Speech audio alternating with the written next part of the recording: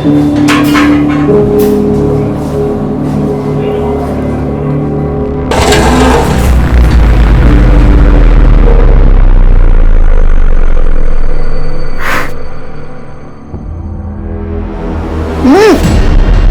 फिर अपनी अकल लगाई। ये क्या भर भर के दालचीनी डाल दी है इसमें? ठीक तो बना है, मैंने खुद भी टेस्ट किया है।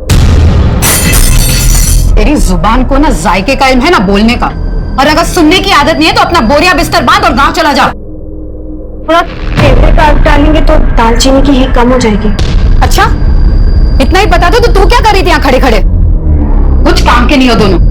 और ये बिरयानी बेच के मैं मेरा नाम बर्बाद नहीं करने वाली, ताकि चौराहे पे बांट दो इसको। काम करो अपना।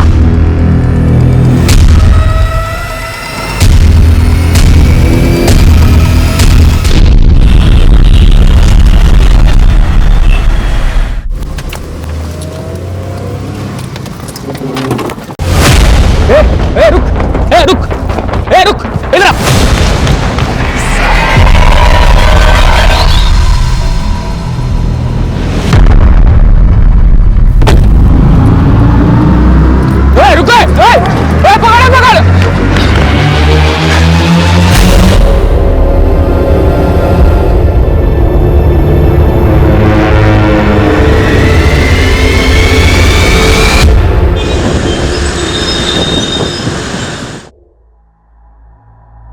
जी 5 नवंबर को हमारी कंपनी एक बड़ा इवेंट ऑर्गेनाइज करने जा रही है। 5000 लोग आपकी बिरयानी का लुत्फ उठाएंगे। इस बार कोई कसर मत छोड़ना। दिवाकर जी इतने सालों से आपके मेहमानों को परोस रहे हैं, कभी कोई कसर छोड़ी है जो आप छोड़ेंगे? लेकिन इस बार एक खास डिमांड है। आपकी खिदमत का मार्जिन बढ़ाना है क्या? नहीं, बस खिदमत का तरीका बदलना है। इस बार परोसने वाले लड़के नहीं, लड़कियां होनी चाहिए।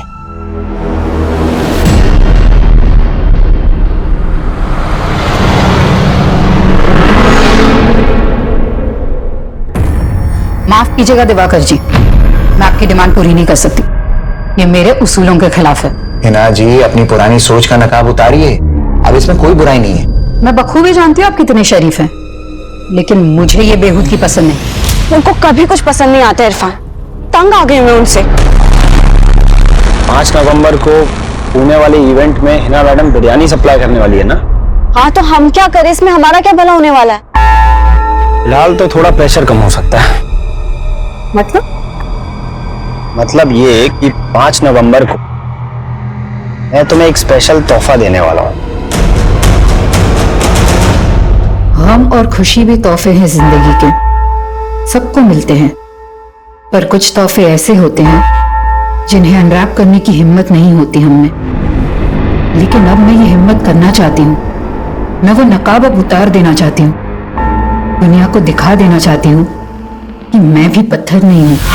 लेकिन जब भी हम जिंदगी को एक सही शुरुआत देने की सोचते हैं तो वो हर बार अपना अंजाम बदल देती है।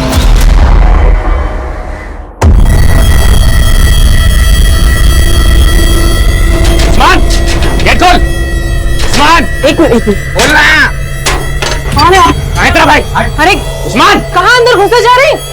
अरे उस्मान बाहर निकल। उस्मान नहीं यहाँ पर। हिजरा भाई हैं? साला हमारी गाड़ी लेके भागा है, बोल दे लौटा दे, वरना जोश के साथ नहीं कर पाए ना।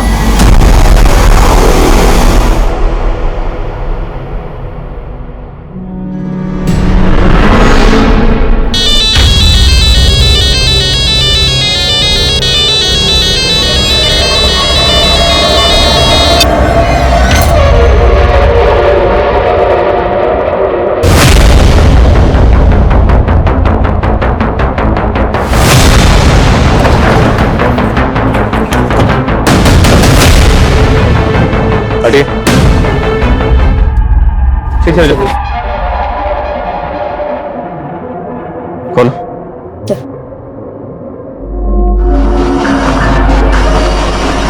नमस्कार, आदाब। मैं अनूप सोनी क्राइम पेट्रोल सतर्क के ब्लैक हेडलाइंस अध्याय के आज के एपिसोड में आप सबका स्वागत करता हूं। हमारी जिंदगी की कुछ बातें ऐसी होती हैं जो हम दुनिया के सामने नहीं लाते हैं।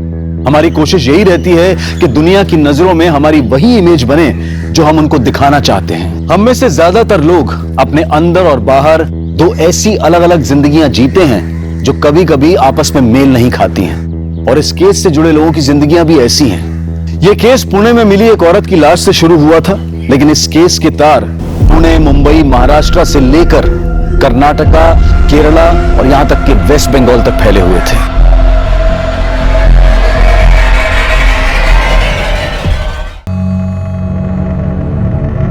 सर, इसके पास फोन, पर्स, आईडी कुछ भी नहीं है। बॉडी को जिस तरह यहां बोरी में डालकर डंप किया गया, कातिल ने इसकी शिनाख्त का कोई क्लू नहीं छोड़ा होगा।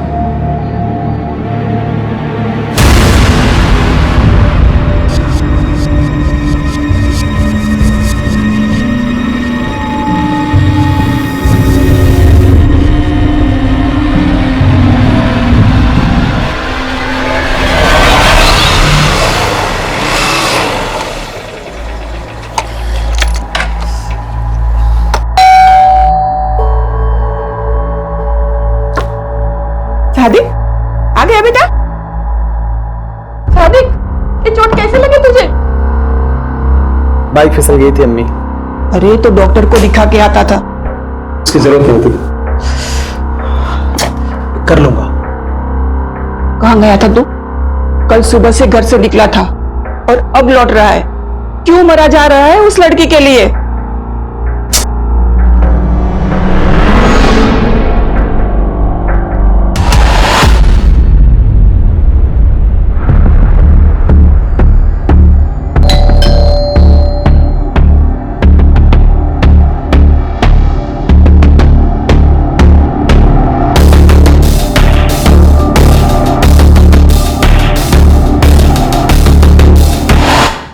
चाय लोगी या कॉफी?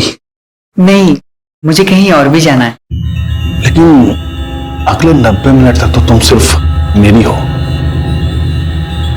जी, कौन सा मसाज लेंगे? Deep tissue. तो चलिए शुरू करें।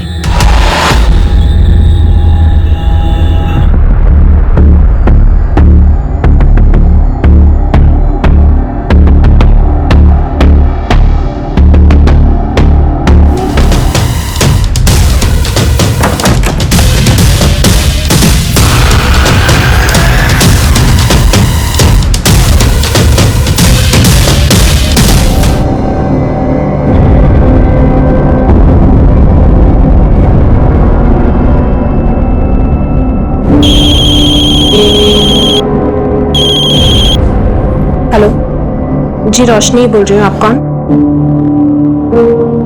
क्या लाश मिली है?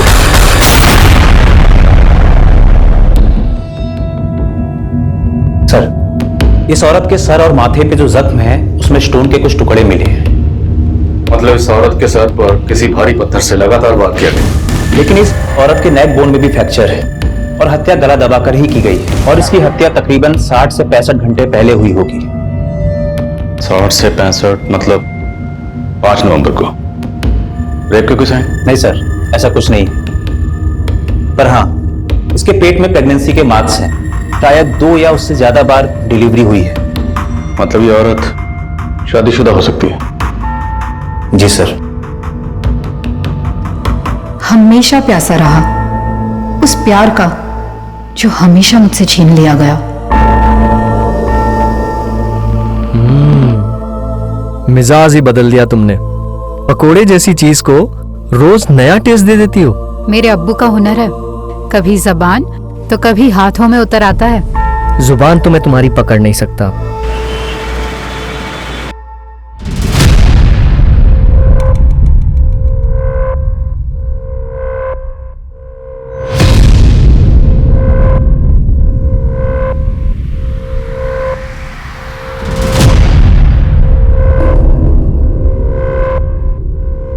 नहीं जी, वो नहीं। तो महाराष्ट्र के किसी भी पुलिस स्टेशन में कोई ऐसी मिसिंग कंप्लेंट भी नहीं मिली जो इस औरत के हुलिये से मैच करती हो। तो जांच का दायरा बढ़ाना पड़ेगा। आसपास के स्टेट के सभी पुलिस हेडक्वार्टर से कांटेक्ट करो और पुणे आने वाली सभी बस, ट्रेन और फ्लाइट के रिजर्वेशन भी चेक करो। और पुणे के सभी ज्वेलर से पता करो ये पायल कहां से खरीदी गई और किसने खरीदी। सर, हिना की पहचान पता करने का हर जरिया अपनाया जा रहा था, लेकिन फिलहाल कहीं से कोई भी लीड नहीं मिल रही थी, जो पुलिस को ये सोचने पर भी मजबूर कर रही थी कि कहीं हिना के मर्डर में उसके किसी करीबी का तो हाथ नहीं था। फटाफट करो इसको। अरे कितना वक्त लगा रहे तुम लोग, फटाफट करो। दिखाओ, 1 बजे तक डिलीवरी करना है माल। फटाफट काटो बेटा, जल्दी से। और सुनो, देना नहीं है तो ये मत समझना कि छूट मिल गई है, ढिलाई नहीं होगी कोई। फटाफट काम करो, और जो कुछ होगा मेरे हिसाब से होगा यहाँ पे, समझ गए ना? फटाफट करो काम। आदाब, आदाब, दरवाजा खोलो। आदाब, दरवाजा खोलो। आदाब।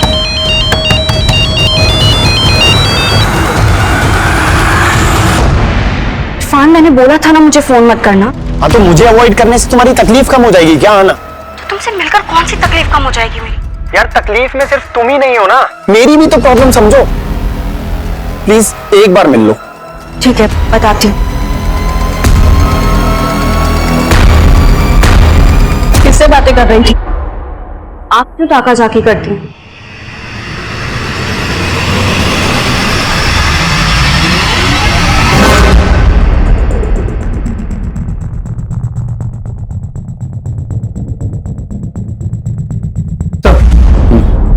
सर कहीं से कोई लीड नहीं मिल रही है, और अब शौकरा वाले भी लाश का अंतिम संस्कार करने की परमिशन मांग रहे हैं। उन्हें थोड़ा वेट करने के लिए कहो। मैंने चेक किया, इस पायल का डिजाइन है वो कर्नाटका के मैसूर की स्पेशलिटी है। मतलब चांसेस है कि ये औरत मैसूर की हो सकती है। पॉसिबल है, लेकिन मर्डर हुआ पुणे में। एक काम करो, जिस एरिया में हमें लाश मिली उस एरिया का डंप स्टडी करो। हो सकता है मर्डर के वक्त इस औरत का फोन एक्टिव रहा, और मैसूर में यह पता करने की कोशिश करो कि पायल कहां से खरीदी हो सकती है। जी सर। जब किसी परिवार का कोई सदस्य लापता हो जाता है तो पूरा परिवार उसकी खोज में जुट जाता है, लेकिन क्या हिना के परिवार वाले भी उसकी तलाश कर रहे थे? 1 महीने से ज्यादा का वक्त गुजर चुका था। वहीं पुणे से लगभग 2000 किलोमीटर दूर कोलकाता में रोशनी नाम की एक औरत ने अपने पति की गुमशुदगी की रिपोर्ट लिखवाई थी, और उसे लगातार कई लाशों की शिनाख्त के लिए बुलाया जा रहा था। 4 राज्यों तक फैले इस केस में ऐसे कई चेहरे थे जो इस केस को और भी रहस्यमयी बनाने वाले थे, लेकिन फिलहाल पुणे पुलिस कर्नाटका के मैसूर शहर में इस केस की कड़ियां ढूंढ रही थी। लेकिन किसी भी सुनार से यह पता नहीं चल पा रहा था कि वो पायल कहां से बेची गई होगी। वहीं पुणे में क्राइम सीन के एरिया का डंप डेटा भी निकाला जा रहा था। वहीं पुणे से लेकर मैसूर तक के लोकल अखबारों में हिना की तस्वीरें छपवाई गईं और जगह जगह उसके पोस्टर चिपका दिए गए थे, और जल्द ही एक ऐसा आदमी सामने आया जो हिना को जानता था।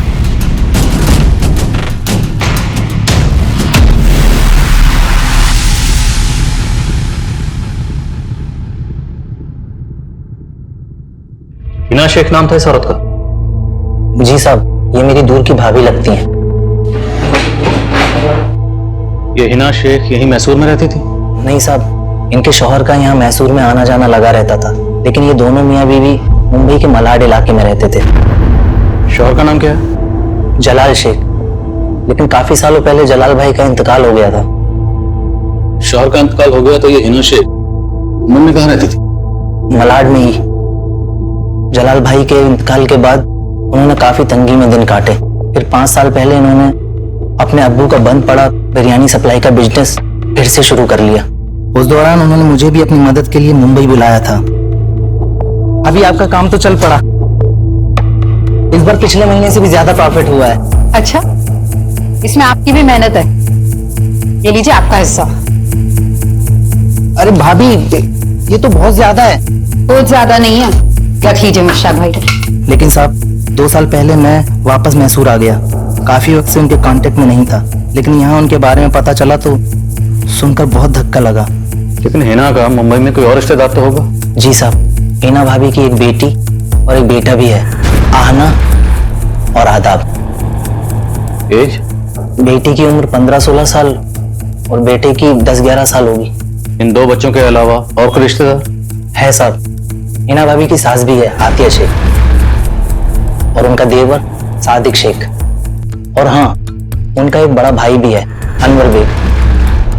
वो अपनी बीवी जरीना के साथ अंधेरी में ही कहीं रहता है। हिना शेख का कत्ल हुआ तकरीबन 1 महीना हो गया, लेकिन किसी भी रिश्तेदार ने खबर क्यों नहीं ली? साहब, मैं उनके कांटेक्ट में नहीं हूँ, मैंने हिना भाभी का पोस्टर देखा तो सीधा आपके पास चला आया।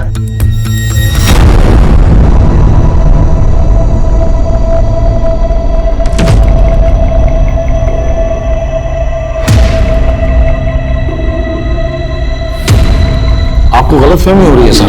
हमने तो हिना की गुमशुदगी की रिपोर्ट भी लिखवाई थी। कौन से पुलिस स्टेशन में? जी, मलाड पुलिस स्टेशन में। एफआईआर भी लिखवाई है सर, ये देखिए। आपने एफआईआर में लिखवाया कि हिना 5 नवंबर की सुबह नासिक गई थी। हाँ, वो आना से नासिक के बारे में बोल के निकली थी। लेकिन हमें हिना की लाश यहाँ 6 नवंबर को पुणे में मिली। हिना पुणे क्यों आई होगी? यहाँ कोई है जिससे मिलने आई होगी? सर, पुणे में एलएनसी नाम की एक इवेंट कंपनी है। अम्मी इनके इवेंट्स में बिरयानी सप्लाई करती थी। 5 नवंबर का भी ऑर्डर था, पर घर से निकलते वक्त अम्मी बोली कि वो नासिक जा रही है। आदा, बेटा मुझे काम से नासिक जाना, आने में देर हो जाएगी। दोनों भाई बहन लड़ना मत। पर अम्मी आज तो 5 नवंबर है ना, पूना के इवेंट में बिरयानी का ऑर्डर था और अब नासिक जा रहे हो। तो मेरी काम की बातों पर गौर करना बंद कर दे और अपनी पढ़ाई पे ध्यान दे। शरारत नहीं।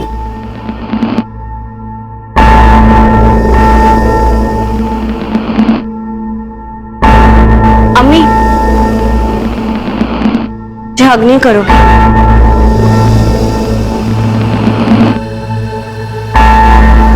चलती हूँ, दोनों लड़ाई मत करना।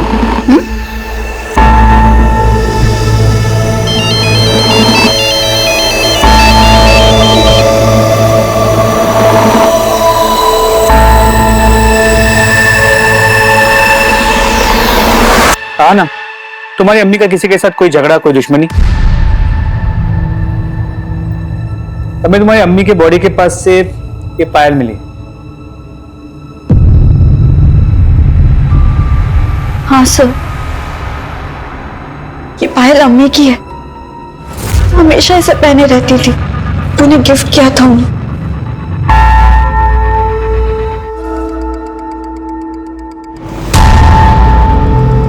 सर, क्या मैं ये पायल ले जा सकती हूँ?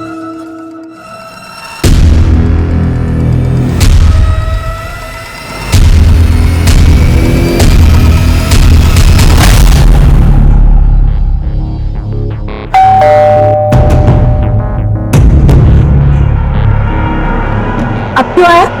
जा, मुझे बहुत काम है ना, बहुत काम मिल गया। क्या काम कर? अरे दीदी, नाराज क्यों होते हो? आपके सिवाय कोई है क्या मेरा? अच्छा चल, मक्खन मत लगा, आजा अंदर। अच्छा दीदी, रफीक भाई कहाँ है? क्या हुआ दीदी, सब ठीक तो है ना? अब तू ये सब छोड़ ना, चल तू बैठ, मैं तेरे लिए अभी चाय पानी लेकर आती हूँ, ठीक है?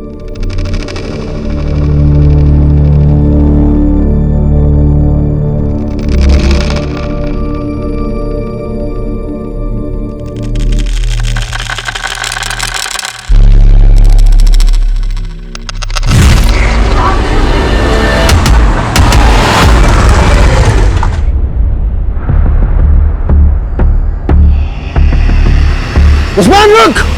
उस्मान!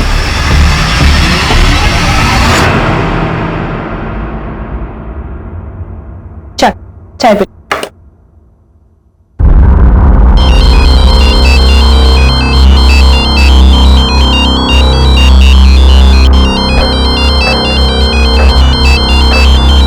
तो चाय पीने आती हो?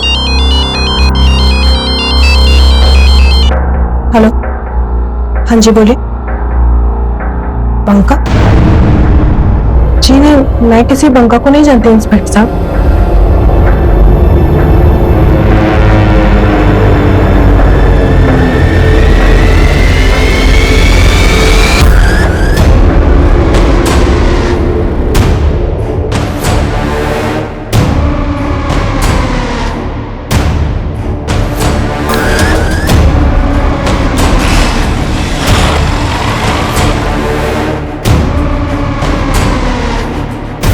हिना के रिश्तेदारों ने उसकी मिसिंग कंप्लेंट फाइल की थी। हमें इस बारे में क्यों नहीं पता चला? तो चूक लोकल पुलिस की, शायद उन्होंने ध्यान नहीं दिया। हमने हिना की फोटो को सर्कुलेट कर रखा है, तो उनसे बात करके ऐसा लगा कि शायद उन्होंने हिना को ठीक से ढूंढने की कोशिश भी नहीं की है। पर अब हमें कोई चूक नहीं करनी, हमें किसी भी कीमत पर हिना के कातिल को ढूंढना है। हिना 5 नवंबर को अपने घर से बेटी को ये कह के निकली कि वो नासिक जा रही है, जबकि हमें हिना की लाश 6 नवंबर को पुणे में मिली। हमें कुछ समझ में नहीं आ रहा।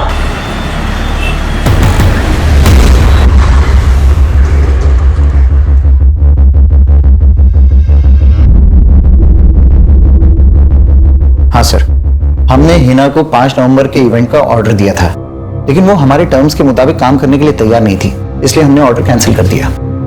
लेकिन ऐसी क्या टर्म्स थी आपकी जो आपने इतने पुराने वेंडर का ऑर्डर कैंसिल कर दिया? सर दरअसल हिना अचानक से अपना प्राइस बढ़ाने लग गई, इसलिए हमने उसका ऑर्डर कैंसिल किया और दूसरे को ऑर्डर दे दिया। आपने ऑर्डर कैंसिल कर दिया था तो हिना पुणे क्यों आई थी?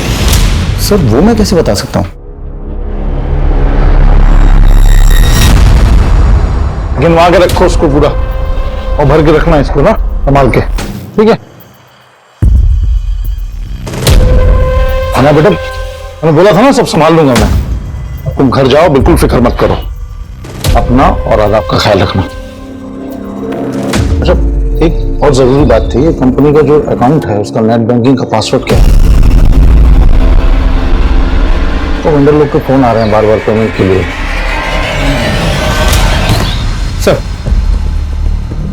सर हिना के कॉल रिकॉर्ड चेक किए। 5 नवंबर की सुबह उसने 2 बार दिवाकर को फोन किया था और उसके बाद उसका फोन मुंबई से पुणे की तरफ ट्रैवल हुआ और 5 नवंबर के शाम 5 बजे उसका फोन पुणे में स्विच ऑफ हुआ, यानी उसी दौरान जब उसका कत्ल हुआ। तो मैंने इस दिवाकर की फील्डिंग लगा दी।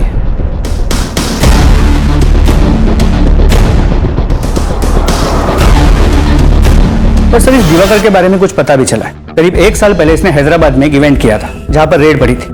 वहां पर अश्लील डांस हो रहा था। इस दिवाकर पर गर्ल्स ट्रैफिकिंग का आरोप भी लगा था, लेकिन बाद में उसे उस केस में क्लीन चिट मिल गई थी। पर हम इस दिवाकर को क्लीन चिट नहीं दे रहे। हिना की बेटी का कहना है कि हिना घर से ये कह के निकली कि वो नासिक जा रही है, जबकि हिना का फोन नासिक नहीं बल्कि पुणे की तरफ ट्रैवल कर रहा था। मामला क्या है? एक लड़का है इरफान,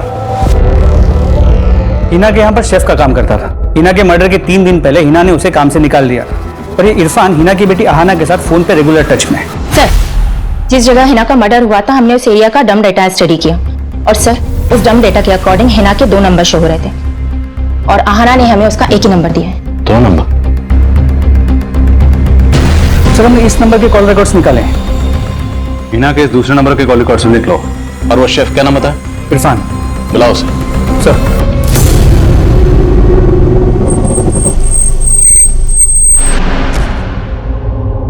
सर मानता हूं कि हिना मैडम ने मुझे जॉब से निकाल दिया था, लेकिन मैंने कुछ नहीं किया है।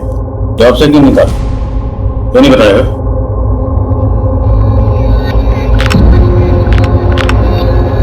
कैसी लग रही हूँ?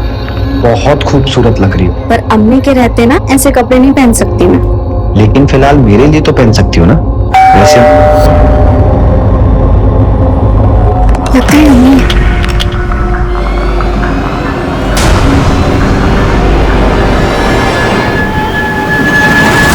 इतनी क्यों देर कर दी तुमने? अम्मी वो मैं वॉशरूम में थी। अच्छा,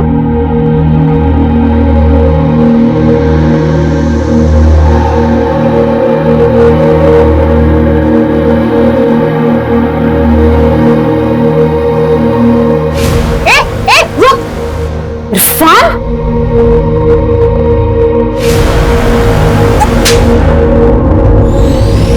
सर दरअसल हिना मैडम को मेरा और अहाना का मिलना पसंद नहीं था, बस इसीलिए उन्होंने मुझे जॉब से निकाला था। फिर तूने क्या किया?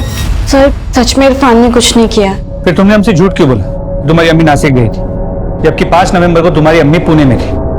सर अम्मी मुझे नासिक का ही बोल के गई थी। बेटा मुझे काम से नासिक जाना, आने में देर हो जाएगी।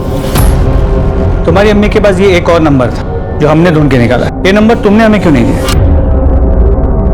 अम्मी एक ही नंबर यूज करती थी सर, इस नंबर के बारे में मुझे नहीं पता है।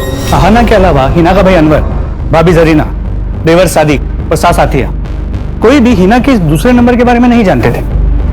सवाल यह है कि हिना अपने इस दूसरे नंबर के बारे में अपने घर वालों से सीक्रेट क्यों रखेगी? कहीं घर वालों में से कोई कुछ छुपा तो नहीं रहा? सर अहाना को देख के लगता तो है कि वो कुछ तो छुपा रही, और वो इरफान, वो भी कुछ ठीक नहीं लग रहा। नजर रखो दोनों पर और हिना के बाकी रिलेटिव्स के बारे में पता करो। सर हिना के दूसरे नंबर के कॉल रिकॉर्ड्स चेक। उसके उस नंबर पर सिर्फ एक ही नंबर से कॉल्स आती थी और उसी नंबर पे कॉल्स की जाती थी। सिर्फ एक नंबर? जी सर, और वो नंबर किसी रोशनी मिर्जा के नाम पर उसके कोलकाता के एड्रेस पर रजिस्टर्ड है। सर ये है रोशनी मिर्जा और अब इसका वो नंबर भी बंद आ रहा है।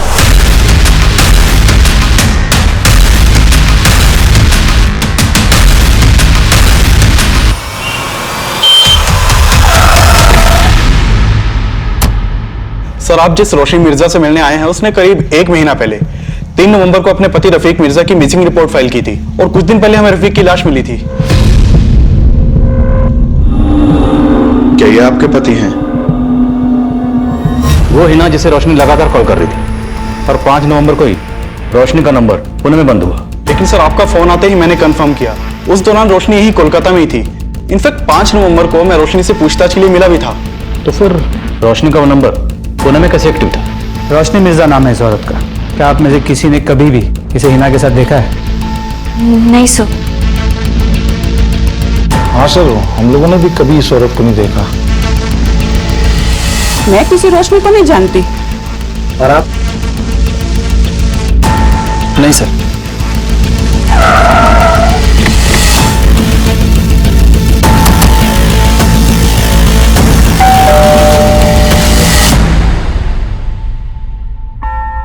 सर मैं ऐसा कोई नंबर इस्तेमाल नहीं करती थी, ये मेरा नंबर नहीं है। लेकिन ये नंबर आपके नाम पर रजिस्टर्ड है और इस नंबर से मुंबई में एक हिना नाम की औरत से लगातार बातें हो रही थी। नहीं सर, मैं नहीं जानती इसको। मैं कभी मुंबई भी नहीं गई हूँ। और पुणे? नहीं सर, मैं कभी बंगाल से ही बाहर नहीं गई हूँ।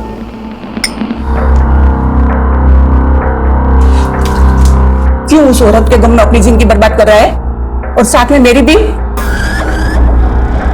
उसी के गम में पी रहा हूं अम्मी।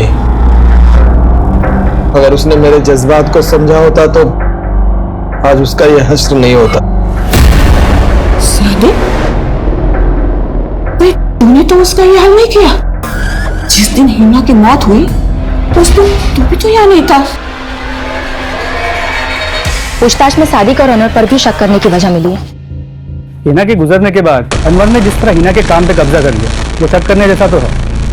इसके अलावा क्या मिला? हिना के कई रिश्तेदारों का कहना है कि जलाल की मौत के बाद हिना के साथ शादी थी कि सादिक हिना से शादी कर ले और सादिक जलाल और हिना की शादी के पहले से हिना को पसंद करता था। कहीं हिना के इस हश्र की वजह सादिक की हताश मोहब्बत तो नहीं? और सर ये सादिक 5 नवंबर को मुंबई में भी नहीं था और उस रात उसका फोन भी बंद था। 1 मिनट। हाँ बोलो जाता। सर ये दिवाकर तो काफी अलर्ट लग रहा है। घर से ऑफिस, ऑफिस से घर, उसके पीछे जाके कुछ खास हाथ नहीं लग रहा है। उसका फोन भी सर्वेलेंस पे, लेकिन वो कोई गलती नहीं कर रहा। लेकिन हाँ, उसका एक चपरासी है, उसका राजदार है। इसे हाथ में लेते हैं सर, कुछ ना कुछ जरूर बताएगा। ठीक है, तो उसी को हाथ में लेते हैं। सर तुम्हें सादिक पे नजर रखो, मुझे दिवाकर में दिमाग लड़ाना पड़ेगा। सर रोशनी के बारे में जो कुछ भी मालूम चला उससे लगता नहीं कि वो कभी मुंबई गई होगी। लेकिन रोशनी के पति रफीक, वो 2 साल पहले तक मुंबई में जॉब करता था। तो हो सकता है रफीक रोशन का नंबर इस्तेमाल कर रहा है। लेकिन सर रफीक का मर्डर तो 3 नवंबर को हो गया था। रफीक के मर्डर में किसका हाथ लगता है? सर हमें इस बंका नाम के आदमी के ऊपर शक है। साले मेरा 1 लाख नहीं है ना, जान लगेगा, समझा? समझ जा, लाश मारेंगे। सर रोशनी ने ही हमें इस झगड़े के बारे में बताया था। सर रोशनी बंका का नाम नहीं जानती थी, लेकिन उसने बंका की फोटो से उसे आइडेंटिफाई किया था और ये बंका 3 नवंबर से ही फरार है। इस बंका के अलावा और कोई सस्पेक्ट? जी सर, पर हमें रोशनी के छोटे भाई उस्मान के ऊपर शक है। सर जब से रफीक का मर्डर हुआ है ये उस्मान भी गायब है, लेकिन रोशनी नहीं मानती कि उस्मान रफीक का मर्डर करेगा। तो फिर ये उस्मान गायब क्यों है? सर फिलहाल तो इसका कोई लीड नहीं मिला है, लेकिन हम उस्मान की तलाश कर रहे हैं। कहीं ऐसा तो नहीं है उस्मान ही अपनी बहन का दूसरा नंबर इस्तेमाल कर रहा था और रोशनी झूठ बोलकर इसे बचा रही है?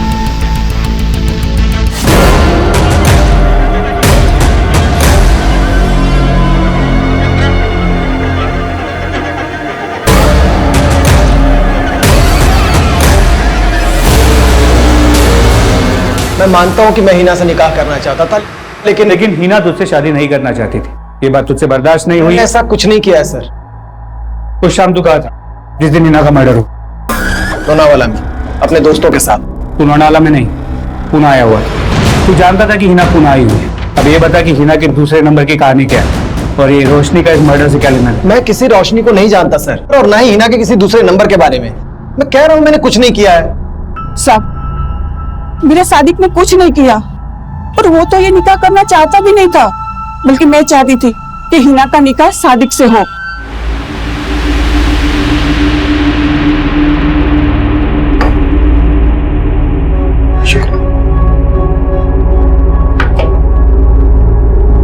देख बेटा, जलाल के जाने का गम कभी नहीं भरेगा और मैं तुझे और तेरे बच्चे को ऐसे मायूस नहीं देख सकती। और मेरे कहने पर सादिक तुझे अपनाने को तैयार है, निकाह कर ले इससे। ये आप क्या कह रही हैं अम्मी? सादिक मेरे भाई जैसा है। साहब मैं मानती हूँ सादिक थोड़ा गुस्से वाला है, पर हिना को नुकसान कभी नहीं पहुंचा सकता वो।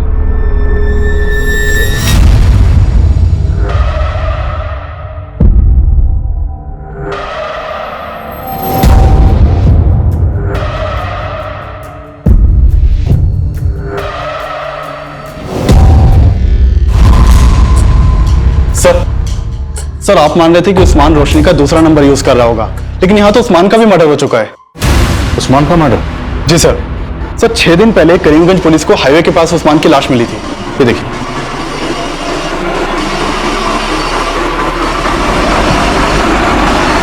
उस्मान को कौन मार सकता है? सर फिलहाल इसकी तो कोई लीड नहीं मिली है, लेकिन एक चौंकाने वाली बात पता चली है कि उस्मान किन्नर था। किन्नर? जी सर, किन्नर के भेष में लुटेरा। ये देखिए सर, जिन लोगों को लूटता था उनके सामने औरत बन के जाता था।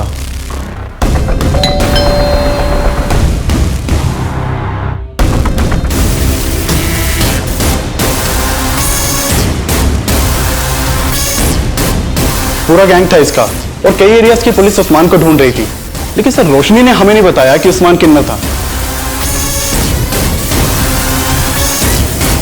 छोड़ो मुझे, आप लोग ऐसे जबरदस्ती नहीं कर सकते हैं। आप लोग जानते नहीं हो कि मैं कौन हूं। चुपचाप बैठ जा। सर आपको कोई गलतफहमी हुई है, मेरी हिना से कोई दुश्मनी नहीं थी। तेरे चपरासी ने हमें तेरे और हिना के उस मुलाकात की सच्चाई बता दी। मैं अच्छी तरह जानती हूँ कि तुम्हारी कंपनी इवेंट्स की आड़ में अश्लील नाच और न जाने क्या क्या करवाते हो, इसलिए बेहतर होगा कि मेरी पेमेंट क्लियर कर दो, वरना एक एक को एक्सपोज कर दूंगी मैं। ऐसा सोचना भी मत, वरना वो हश्र करूंगा कि ये धमकी किसी और को देना, मुझे नहीं। सर मैं मानता हूं कि हिना ने मुझे एक्सपोज करने की धमकी दी थी, लेकिन उसके मर्डर में मेरा कोई हाथ नहीं है। सर सर उस्मान बचपन से ही किन्नर था, लेकिन ये हमने हमेशा छुपा कर रखा। और पैसों की तंगी से लड़ने के लिए वो औरत के भेष में। तो तुम ये जानती थी कि उस्मान औरत के भेष में जम कर रहा था? रफीक भी जानता था? उन्हें तो ये भी मालूम नहीं था कि वो किन्नर था, पर एक दिन उन्होंने उसको देख लिया। उस्मान रुक! उस्मान! रफीक ने मुझे सब बता दिया था और इस बात को लेकर उस दिन बहुत झगड़ा भी हुआ था। तुम दोनों ने मुझसे इतनी बड़ी बात छुपाई। ये किन्नर है और मेरी बीवी है किन्नर की बहन। पर जीजाजी इस पे दीदी का कोई कसूर नहीं है। मेरा तुझसे कोई वास्ता नहीं है। लेकिन मैंने किसी तरह उस्मान से कसम ले ली कि अब वो कोई बुरा काम नहीं करेगा। लेकिन जब रफीक गायब हुए तो क्या? जब रफीक गायब हुआ तो क्या हुआ? सर मुझे पता था कि उस्मान ने ही रफीक को। तुम कहना चाहती हो उस्मान ने रफीक को मारा? सर मुझे शक था, पर मेरा वो दूसरा नंबर वो भी उस्मान ही इस्तेमाल कर रहा था। तो उस्मान हिना को जानता था? इस बारे में तो मुझे कुछ मालूम नहीं है। अगर ये रोशनी सच बोल रही है तो उस्मान हिना को इतने कॉल क्यों कर रहा? कहीं ऐसा तो नहीं कि हिना को भी उस्मान जिसका इनके साथ काम कर रहा था उन लोगों के बारे में कुछ पता चला? तो उनकी तलाश जारी है। लेकिन रफीक के मर्डर का एक और सस्पेक्ट है, बंका। अगर रफीक का मर्डर उस्मान ने किया है तो बंका क्यों गायब है? कहीं ऐसा तो नहीं ये रोशनी उस्मान का नाम लेकर बंका को बचा रही है? लेकिन सर हमें बंका और रोशनी के बीच में ऐसा कोई भी कनेक्शन नहीं मिला था। ये हमें गुमराह करने की चाल भी हो सकती है। हो सकता है बंका रोशनी का दूसरा नंबर इस्तेमाल कर रहा। ये बंका कहाँ फरार है, उस पर कोई लीड? सर बंका का फोन 7 नवंबर को केरल में बंद हुआ था। मैंने केरल पुलिस को बंका की फोटो भेजी थी, लेकिन अभी तक कुछ पता नहीं चला। बंका का फोन जिस एरिया में बंद हुआ मुझे उस एरिया की डिटेल दो और इस रोशनी पर नजर रखो। सर आना बेटा, ये गलत फहमी अपने दिमाग से बिल्कुल निकाल दो कि हमें हिना के बिजनेस का कोई लालच है। हम दोनों यहाँ तुम लोगों के साथ सिर्फ इसलिए हैं क्योंकि हमें लगता है कि हमसे बेहतर परवरिश तुम्हारी कोई और नहीं कर सकता है। हाँ बेटा, हम तुझ पर कोई रोक टोक भी नहीं लगाएंगे। माना कि मुझे अम्मी की रोक टोक पसंद नहीं थी, लेकिन आप लोगों का जबरदस्ती का प्यार दिखाना ना बहुत इरिटेटिंग लग रहा है। अनुज, मैं तुम्हें एक बंका नाम के आदमी की डिटेल्स भेज रहा हूँ। इस बंका का फोन 7 नवंबर को केरला में स्विच ऑफ हुआ था। अपने खबरों को काम पे लगाओ और जरा इसकी डिटेल निकलो। पुणे, मुंबई, मैसूर और कोलकाता के बाद अब पुलिस केरला में इस केस की कड़ियां ढूंढ रही थी। पुलिस का खबरी नेटवर्क बंका को केरला में ढूंढ रहा था। वहीं कोलकाता पुलिस ने उन किन्नरों का पता लगा लिया जिनके साथ उस्मान लूटपाट करता था, और पुलिस रिमांड में उन्होंने कबूल किया था कि उन्होंने उस्मान को उनके गिरोह की आपसी रंजिश में मार दिया था। क्या? आधा हिस्सा? हाँ, तो खूबसूरती तो मेरी भी है ना। देख, तेरा बहुत ज्यादा हो रहा है, मुझे नहीं बताना चाहिए मुझे। सर, खबरियों ने बंका की इन्फॉर्मेशन निकाल ली है। वो दुबई भाग गया। दुबई भाग गया? जी सर। यहाँ केरला में बंका जहाँ ठहरा हुआ था उस जगह का पता चल गया है। वहाँ फिलहाल कोई अहमद पाशा नाम का आदमी रहता है। हो सकता है उससे हमें कोई बंका की इन्फॉर्मेशन मिल जाए।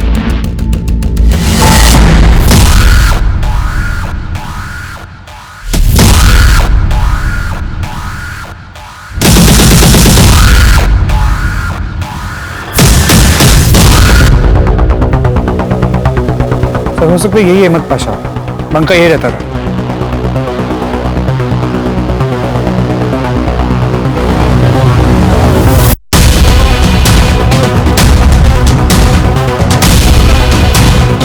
रफीक,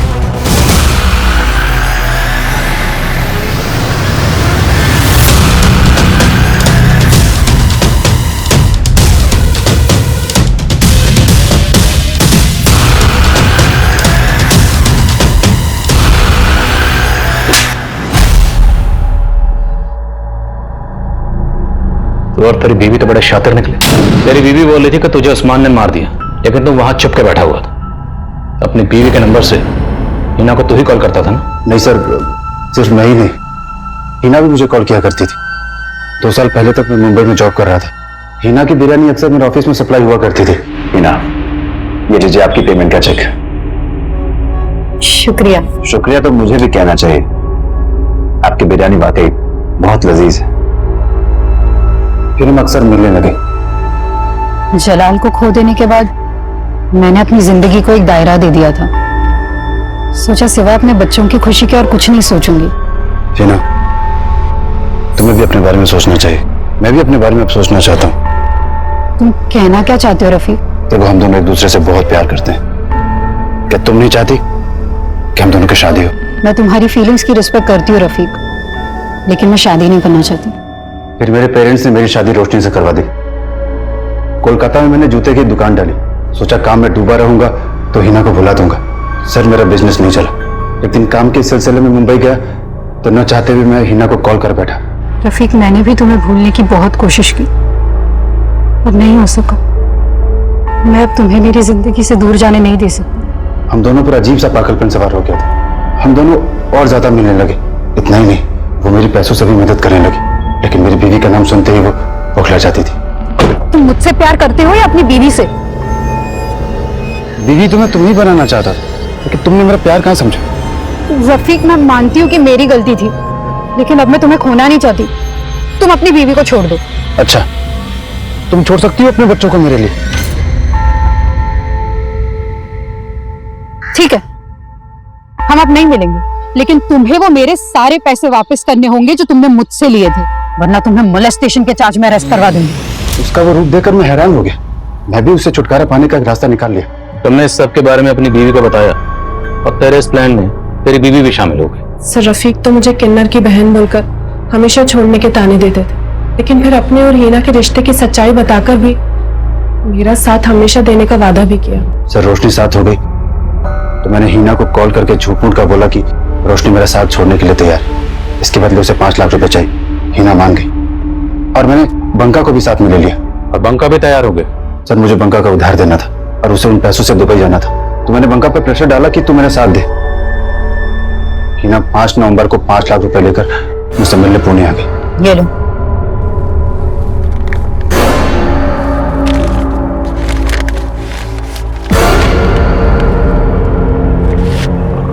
बाका।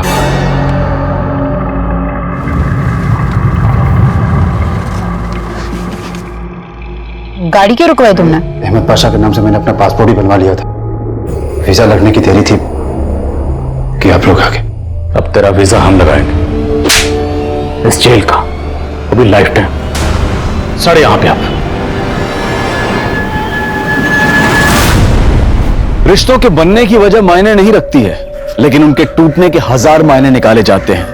छिप छिप कर मिलना रिश्ते की मजबूरी हो सकती है, लेकिन यह सोचने की जरूरत है कि जिस रिश्ते को हम दुनिया के सामने नहीं ला सकते हैं, वो रिश्ता हमेशा हमें डर की जिंदगी देता है। इसलिए दुनिया की परवाह करने से बेहतर है कि हम अपनी परवाह करें। अगर हिना ने वाकई अपनी परवाह की होती तो वो शादीशुदा रफीक को अपनी जिंदगी में वो जगह नहीं देती जो उसने दे दी थी। और यही वजह थी जिसने रफीक के हौसले इतने बुलंद कर दिए कि वो धोखे और फरेब का एक ऐसा खेल रच बैठा जिसने हिना को हमेशा के लिए खामोश कर दिया। चलो चलो उतरो उतरो उतरो, लास्ट स्टॉप है, लास्ट स्टॉप है, चलो चलो, चला चला, लास्ट स्टॉप है, गाड़ी आगे नहीं जाएगी।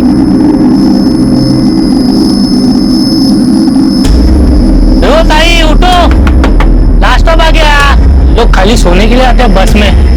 हेलो ताई, उठा उठा, लास्ट स्टॉप है, बस आगे नहीं जाएगी। ओ ताई, ओ ताई।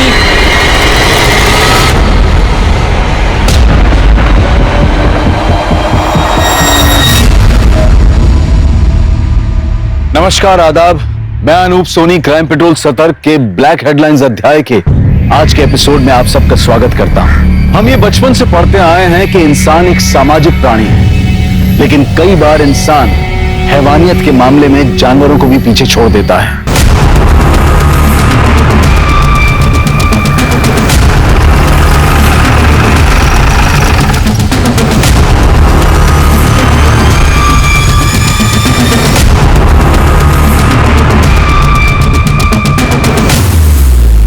बॉडी की पहचान नहीं हुई है। इसके साथ और कोई नहीं था? नहीं सर। ये कंडक्टर है। जब सुबह यहाँ बस रुकी इसने सबको उतारा, देखा ये मरी हुई थी। ये कहाँ से चढ़ी? साहब ये बस तो सूरत से चली थी। ये औरत कौन सी स्टॉप से चढ़ी ध्यान नहीं दिया मैंने। इसके साथ कोई था? पता नहीं साहब, मैंने ध्यान नहीं दिया। इसके लगेज में इसकी कोई आइडेंटिटी थी? नहीं सर, इसके पास कोई लगेज ही नहीं था। कमाल है शिल्पी, एक औरत मुंबई में आने वाली बस में चढ़ती है और उसके साथ लगेज नहीं। तो मुझे लगता है कि हार्ट अटैक हुआ होगा। नहीं शिल्पी, इसका गला दबा के मारा गया है। मुझे लगता है इसी शॉल से इसका गला दबाया गया है। हो सकता है सर। वैसे सर ये सीट के नीचे ये आधी खाई हुई दाबेली मिली है और ये टिकट औरत के आंचल में बंधा हुआ था। ये दाबेली को फोरेंसिक के लिए भेज दो और सारे पुलिस स्टेशन में इसका फोटो सर्कुलेट कर दो। और देखो आज के दिन में कोई मिसिंग कंप्लेंट है क्या।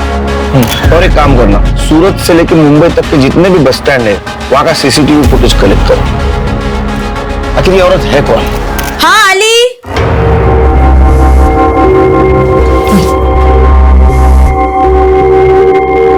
क्या हुआ, कुछ काम मिला? नहीं मिला। तुझे मिला कुछ? नहीं, मुझे भी नहीं मिला। पर तुझे ऐसे कैसे बिना कुछ बोले फैक्ट्री से निकाल दिया? क्या करेंगे अब, हर जगह कॉस्ट कटिंग चल रहा है। मंदी चल रही तो सबको काम से निकाला जा रहा है। कुछ ना कुछ तो जुगाड़ करना पड़ेगा।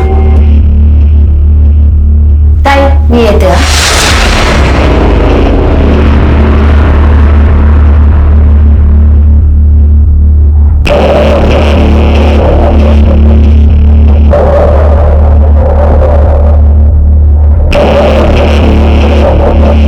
कैसे निकलती है तेरी बहन घर से?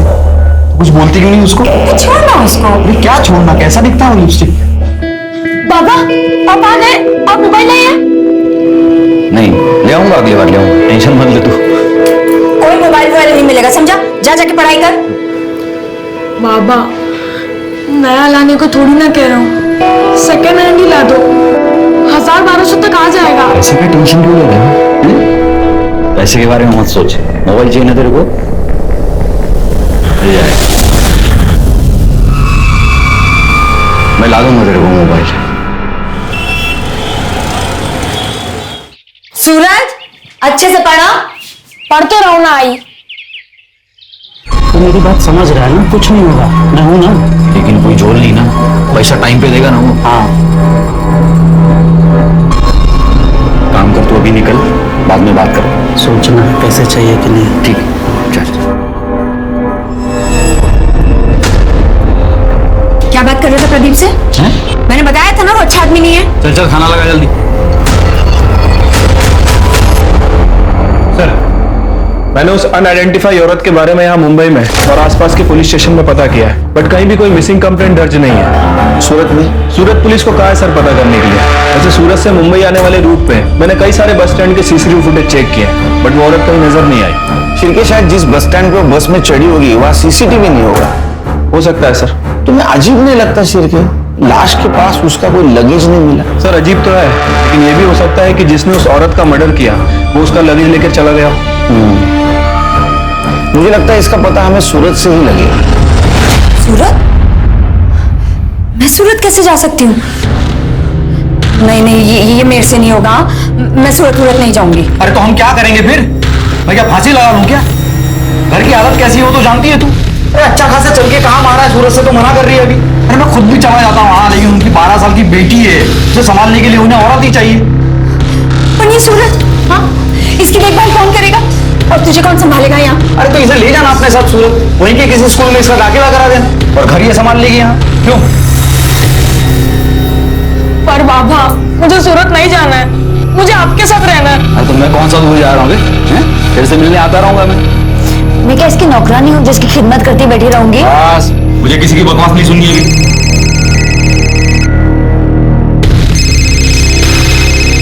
चलो सामान भरो, कल सुबह निकलना है।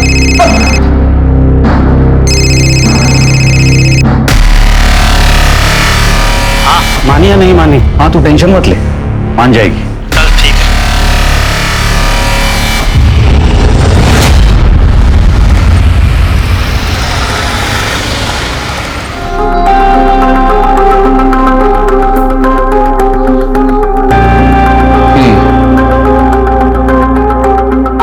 सारा काम देखने का, खाना पकाने से लेकर परी की देखभाल तक, ठीक है? जी साहब, काम करनी तो सूरत आई हूँ। ठीक है, किचन उस तरफ। तेरा दाखिला ना यहीं करा देंगे। चल। कितना सुंदर घर है और कितना बड़ा भी है, देख। इधर आ। हाँ हेलो, जय श्री कृष्ण। मेरे काम का कुछ हुआ? अरे बड़ी मुश्किल से तो मुझे मिली। आज थोड़ा टाइम दीजिए, करता हूँ कुछ।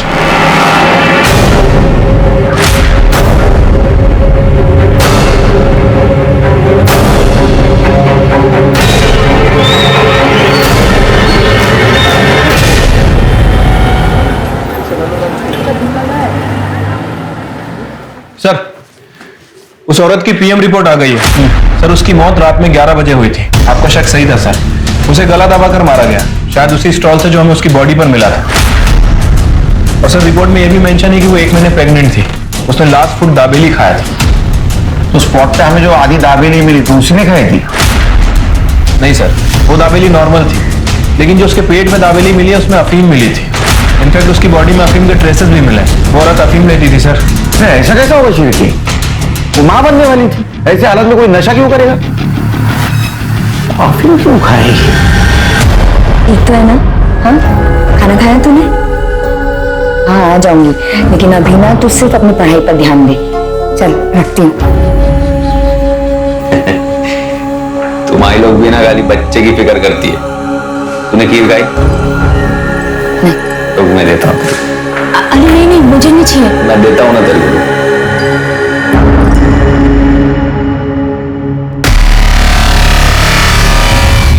ये ले।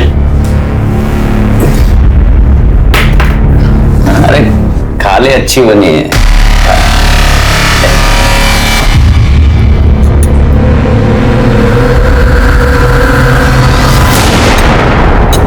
अच्छी है ना?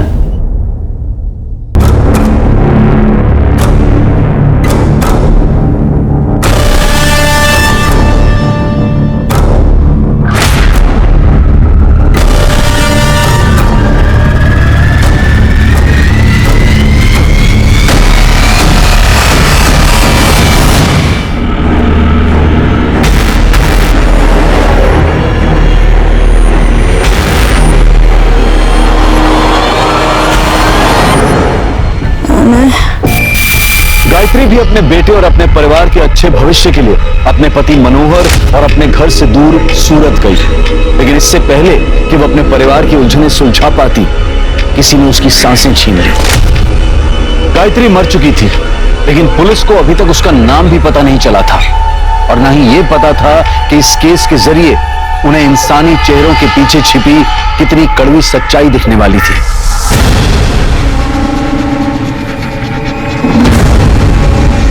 ठीक है, कुछ पता चला? सर न्यूज़पेपर में उस औरत की फोटो सर्कुलेट करा दी, बट अभी तक कोई अपडेट नहीं मिली। साहब ये फोटो मेरी बीवी गायत्री जैसी लग रही है साहब।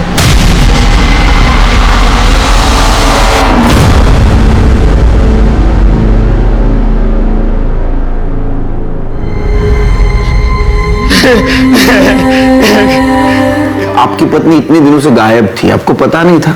नहीं पता था साहब, वो तो सूरत में थी ना। सूरत में क्या कर रही थी? वो सूरत में काम वाली बाई का काम करती थी और 1 महीने से हमारी बातचीत भी नहीं हो रही थी और उसकी तनख्वाह के पैसे बराबर से मिल रहे थे अभी तक, इसलिए मुझे लगा कि वो ठीक ही होगी। कमाल है, वो माँ बनने वाली थी, 1 महीने की प्रेग्नेंट थी, आपको उसकी कोई चिंता नहीं थी? नहीं साहब, आप ये क्या बात कर रहे हैं साहब? 2 महीने से तो मैं उसको मिला भी नहीं, वो प्रेग्नेंट कैसे हो सकती है साहब? आपसे जरूर कोई गलती हुई है साहब। मेडिकल रिपोर्ट है हमारे पास, हमसे कोई गलती नहीं हुई।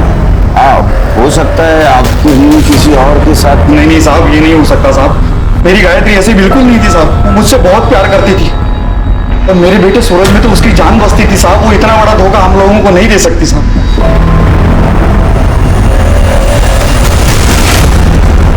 साहब वो सुनील नहीं, जरूर मेरे बीवी के साथ कुछ ऐसा वैसा किया है, उसको मार डाला है साहब, आप उसको सजा दीजिए। सुनील कहाँ रहता है? वो तो नहीं जानता साहब, लेकिन इतना जरूर जानता हूँ कि वो सूरत का रहने वाला और वो प्रदीप उसका काम लेके मेरे पास आया था। प्रदीप साहब, मेरे को इस लफड़े से कोई लेना देना नहीं। अरे जिस औरत को तूने भेजा था उसका मर्डर हुआ और तू बोलता है लेना देना नहीं? देवा शफत साहब, मेरे को कुछ नहीं पता, तो मनोहर के पास कोई काम नहीं था और गायत्री भी काम ढूंढ रही थी, तभी मेरे को सुनील साहब का फोन आया, उनको 24 घंटे के लिए नौकरानी चाहिए।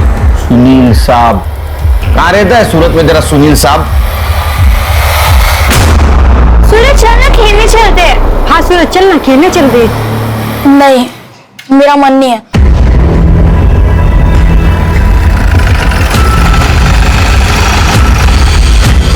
बाबा, अब किधर थे बाबा? मैं आपका कब से इंतजार कर रहा था, मुझे आपके साथ जाना है। तुझे कोई दिक्कत तो नहीं हुई है? मैं ठीक हूँ बाबा, पर आप मुझे अपने साथ ले चलो और आई को भी ले लो। हाँ बेटा, मैं तुझे भी ले चलूंगी, मैं सब ठीक कर दूंगा बेटा।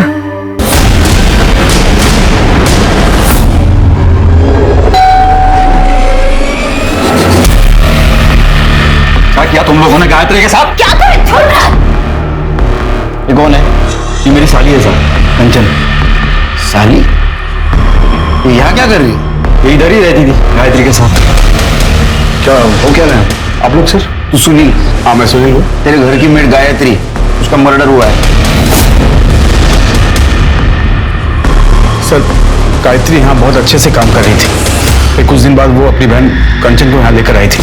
साबी मेरी छोटी बहन है, अब जवान लड़की को घर पे अकेला कैसे छोड़ती, इसलिए यहाँ ले आई। साहब जब तक इसे कोई नौकरी नहीं मिलती तब तक क्या ये यहाँ रह सकती है? हाँ हाँ बिल्कुल, क्यों नहीं।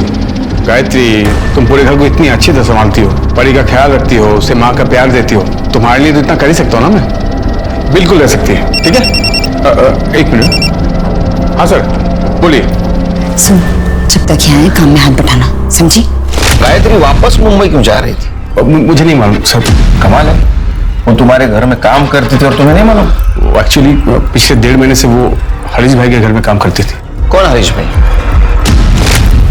लीजिए ना, ये हरीश भाई हैं और ये कुमुद भाभी। कुमुद भाभी माँ बनने वाली है, तो उन्हें फुल टाइम मेड की जरूरत है। हाँ, ये अनमोल किसी काम का नहीं, हमारे गांव का है, बस घर के काम में हाथ बटा देता है। लेकिन कुमुद की जिम्मेदारी किसी को लेनी होगी। हाँ साहब, ये है ना मेरी छोटी बहन कंचन, घर का सारा काम जानती है, ये सब कुछ संभाल लेगी। आप लोग इससे बातें कीजिए, मैं आप लोगों के लिए चाय लेकर आती हूँ।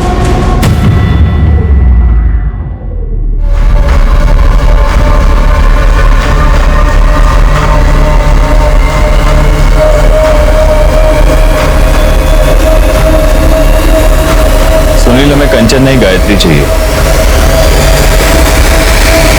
अच्छा, तो तुमने तुम्हारे घर से उसको हरीश के घर में भेजा? हाँ सर, वो गायत्री को वो लोग अपने घर ले गए थे काम करवाने के लिए। फिर बाद में गायत्री कंचन को यहाँ छोड़कर गई थी। अब सूरज भी यही रहता है सर।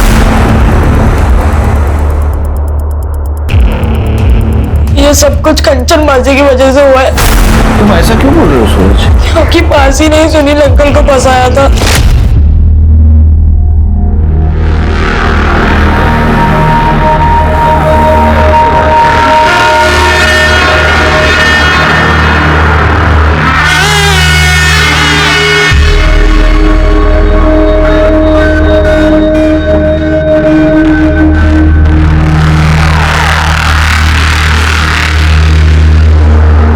सब कुछ मासी की वजह से हुआ है।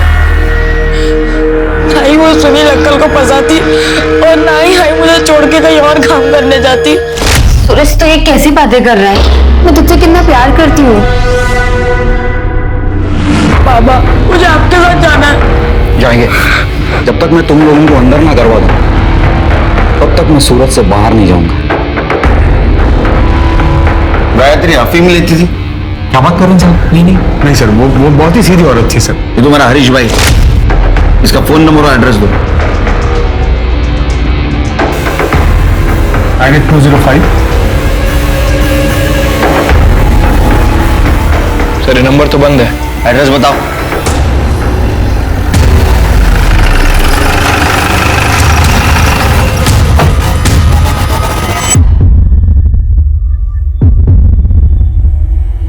सर अंदर वाले दरवाजे पे भी ताला लगा है।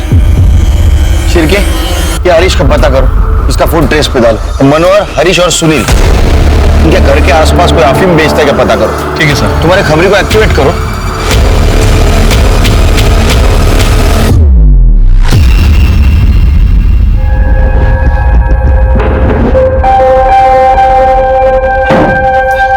सूरज, खाना लाया बेटा, चल खा ले पहले। मुझे परी से बात करनी है।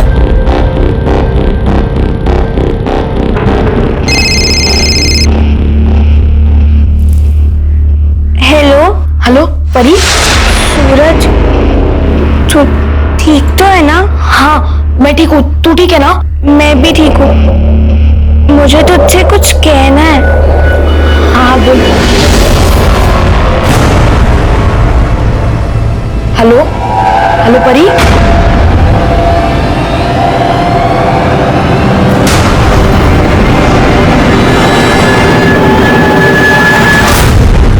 अच्छा सुन, अभी हाल में तूने किसी औरत को अफीम बेची है क्या? किसी औरत को? हाँ। नहीं भाई, क्या हुआ?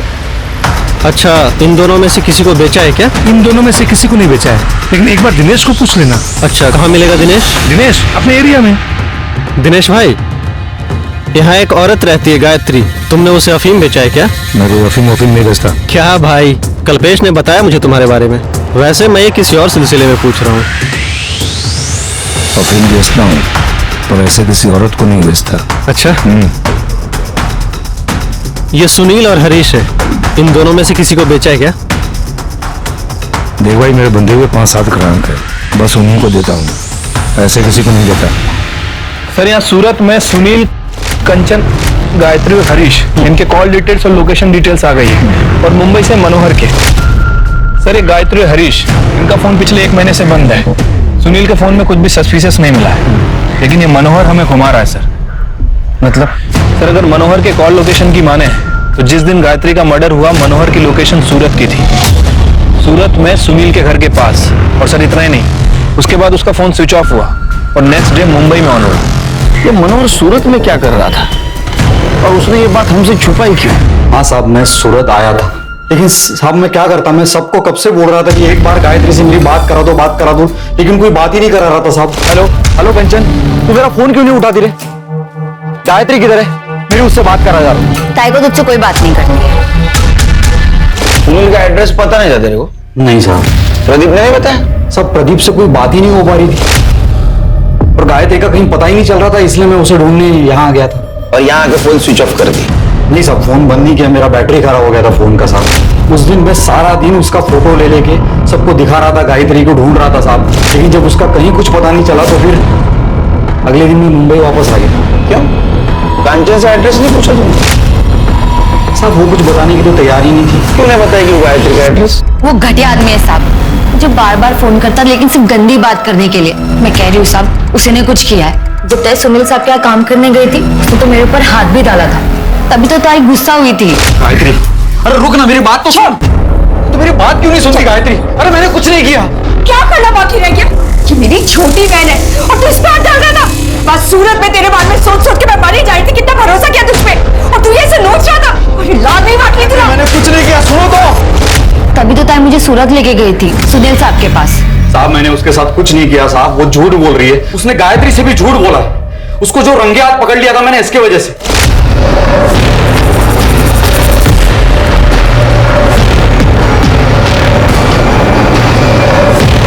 उसके बाद मैंने कांचन का घर से बाहर निकलना बंद करवा दिया था साहब, और इसीलिए उसने अपनी बहन के पास जाकर ये सब झूठी कहानी बताई ताकि उसे आजादी मिले। साहब मेरा और गायत्री का कोई कभी झगड़ा नहीं था साहब, मैं तो उससे बहुत प्यार करता था। ये पैसों की जरूरत मुझे नहीं होती तो मैं उसे काम करने के लिए सूरत तक कभी नहीं भेजता साहब, कभी नहीं भेजता। कितने पैसे मिले थे? 5,000 महीना मिलता था साहब। झूठ बोल रहा है साहब, वो उसने 1 लाख रुपए लिए थे ताई के, और 5,000 महीने का वो अलग। उसे बस पैसों से प्यार था। तूने 1 लाख रुपए में गायत्री को सुनील के पास बेचा, फिर सुनील ने 15 दिन के अंदर उसको हरीश को बेचा। सुनील ने भी पैसे लिए ना हरीश से? साहब आप ये क्या बोल रहे हैं साहब? साहब मैंने गायत्री को नहीं बेचा साहब, मैं सच बोल रहा हूँ, मैंने नहीं बेचा। और वो 1 लाख रुपया भी मैंने इसलिए लिया क्योंकि मेरे ऊपर बड़ा कर्ज था और मैं वो सारा पैसा वापस करने वाला था साहब। तू गायत्री से गुस्सा था ना? तुझे थप्पड़ मारी थी ना उसने? लाल नहीं बांट ली थी ना। या ऐसा तो नहीं कि तेरे को पता चला था वो किसी और के बच्चे की माँ बनने वाली, तूने इसको मार दिया? नहीं साहब मैंने गायत्री को नहीं मारा साहब। हिरेन सर, जब तक सच नहीं बताता ना, मेहमान नवाजी करो इसकी। चल चल चल। शिरके, ये मनोहर ने 1 लाख रुपए में गायत्री को बेचा सुनील को, और बाद में सुनील ने 15 दिन के अंदर उसको बेचा हरीश को। मुझे पक्का ह्यूमन ट्रैफिकिंग का मामला लगता है। सर मैंने सुनील, हरीश और मनोहर की बैंक डिटेल चेक की है। सर सुनील ने अपने अकाउंट से 1 लाख रुपए निकाले और नेक्स्ट डे मनोहर के अकाउंट में 1 लाख रुपए जमा हुए। कुछ दिनों बाद सुनील के अकाउंट में 4 लाख रुपए डिपॉजिट हुए और ठीक उसी दिन हरीश के अकाउंट से 4 लाख रुपए निकाले गए। शिरके, मैं यकीन के साथ कह सकता हूँ कि ह्यूमन ट्रैफिकिंग का ही मामला है। गायत्री ने बस से भागने की कोशिश की, उसको मार दिया। सर भले ही ये ह्यूमन ट्रैफिकिंग का मामला है, लेकिन मुझे इस मनोहर के ऊपर ही शक है। सर आई एम श्योर इस मनोहर ने ही गायत्री को मारा है। हरीश भी हो सकता है, वो गायब है। एक काम करो शिरके, हरीश के बैंक में जाओ और पता करो कि दूसरे नंबर से वो ट्रांजैक्शन कर रहा है क्या। अगर ऐसा है तो उसका दूसरा पता वहां अपडेट होगा। वो सुनील, उसको कल सवेरे बुला। ठीक है सर। सर मैंने कोई ह्यूमन ट्रैफिकिंग नहीं किया था। देखिए मनोहर को पैसे की जरूरत थी तो एज ए सिक्योरिटी अमाउंट मैंने उसे 1 लाख रुपए दिए। मंथली सैलरी भी दे रहा था उसे, और जब हरीश ने मुझे बेड के बदले 4 लाख ऑफर किए तो मैं ले लिया उसे। सर 1 लाख तो मैं मनोहर को दे चुका था और गायत्री का बेटा मेरे पास ही रह रहा था, तो थोड़े प्रॉफिट के लिए मैं अगर गायत्री को हरीश के पास भेजा भी तो इसमें क्या गलत किया मैंने? इसी को ह्यूमन ट्रैफिकिंग कहते गधे। गायत्री एक औरत थी, भेड़ बकरी नहीं थी बेचने के लिए। क्या मालूम हुआ उसके साथ क्या क्या हुआ हो, वो किसके बच्चे की मां बनने वाली हो। वो बच्चा उसके मर्जी का है या उसके साथ रेप हुआ है, बता सकता है तू? देखिए इसको। चल, आप ऐसा नहीं कर सकते सर। ऐसा नहीं कर सकते आप। सरदार आदमी। हरीश की बैंक डिटेल से उसके नए एड्रेस का पता चल गया।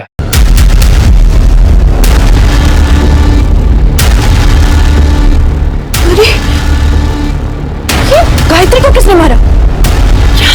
अरे तो इतना दिमाग मत लगा। कैसे दिमाग नहीं लगाए? तू ही तो खरीद कर लाया था उसे।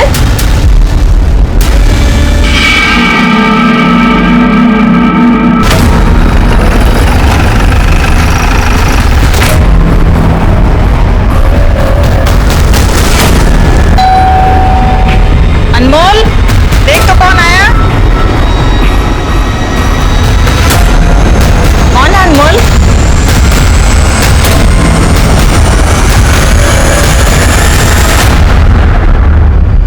गायत्री तुम्हारे यहाँ काम करती थी?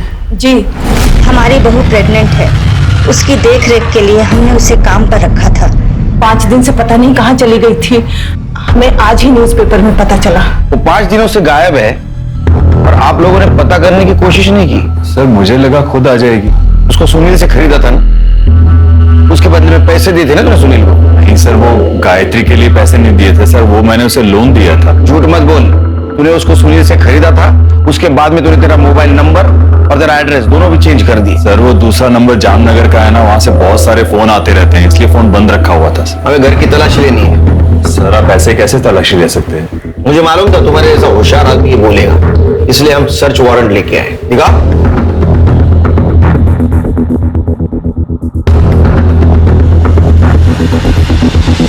तलाशी ले।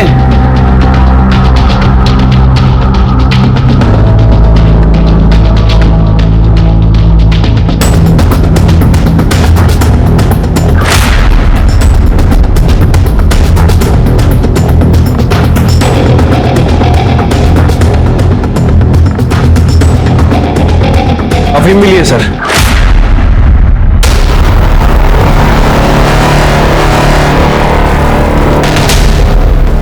अपना इससे कुछ लेना देना नहीं। लेना देना कैसे नहीं?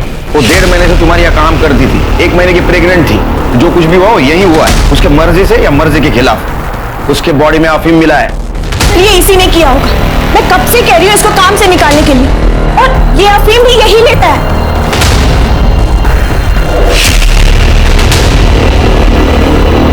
गायत्री के साथ कुछ किया? गायत्री के साथ कुछ किया था क्या? किया था ना, वो क्या है ना, आपने भी किया तो मेरा भी मन किया। क्या कह रहा है तू? सर ये पागल है, इन्होंने कुछ नहीं किया है गायत्री के साथ। ये झूठ बोल रहा है साहब। आप कहाँ इस नशेड़ी की बात सुन रहे हैं? सर नशे में कुछ भी बड़बड़ करता है ये। इन सबको ले चलो, सब पता चल जाएगा किसने क्या किया। ह्यूमन ट्रैफिकिंग के केस में ले चलो इनको।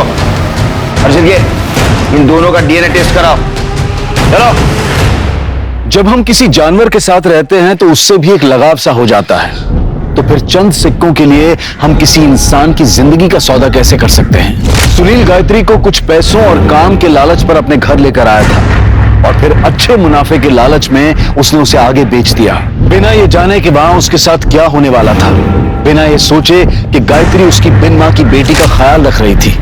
ताज्जुब की बात तो यह है कि गायत्री का फोन बंद होने के बाद भी सुनील या कंचन में से किसी ने भी ये जानने की कोशिश नहीं की कि गायत्री उस नई जगह पर कैसी है जहां उसके साथ इतने अत्याचार हो रहे थे। तो क्या गायत्री की मौत के पीछे हरीश, अनमोल या उसके ही परिवार का कोई शामिल था, या फिर उसकी मौत की कहानी किसी और ने लिखी थी? मुझे तो समझ में ही नहीं आ रहा है कि क्या करूं। ताई के साथ ये सब हो गया। मेरा कोई नहीं है, ताई भी मर गई, अब सगा कोई नहीं है। मैं किसके सहारे जिंदगी बिताऊं? फिक्र मत कर, सब ठीक हो जाएगा। मैं जानती थी आप सब ठीक कर देंगे। आप करेंगे ना मुझसे शादी? तू पागल हो गई है क्या? एक तो तेरी बहन की वजह से जिंदगी बर्बाद हुई पड़ी है, इतनी मुश्किल से बेल मिली है मुझे। ये मत भूल तू इस घर की नौकरानी है, जब तक साथ है हंसी खुशी रहे। तुझसे शादी नहीं कर सकता मैं। तो इतने दिनों से तुम मुझे यूज कर रहे थे। देखो शादी तो तुमको करनी ही पड़ेगी, वरना मैं पुलिस में जाके सब बता दूंगी तुमने मेरे ताई के साथ क्या किया है। बकवास मत कर तू, एक बच्ची का बाप हूं मैं, ऐसे उठ के किसी के साथ शादी नहीं कर सकता मैं, समझी तू?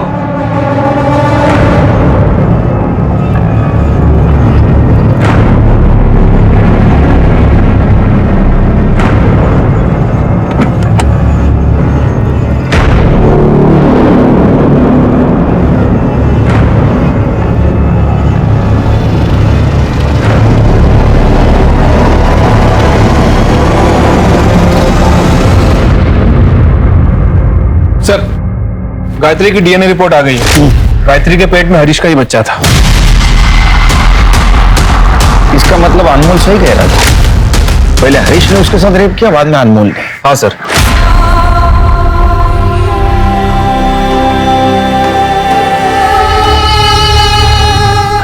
मैंने हरीश की बीबी कुमुद के बारे में भी इंक्वायरी की है।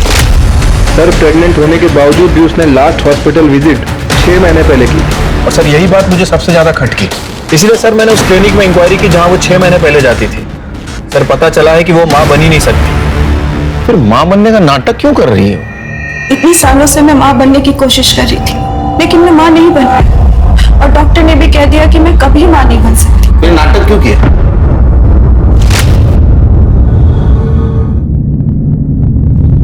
गायत्री, अरे मालिक, आपको कुछ चाहिए?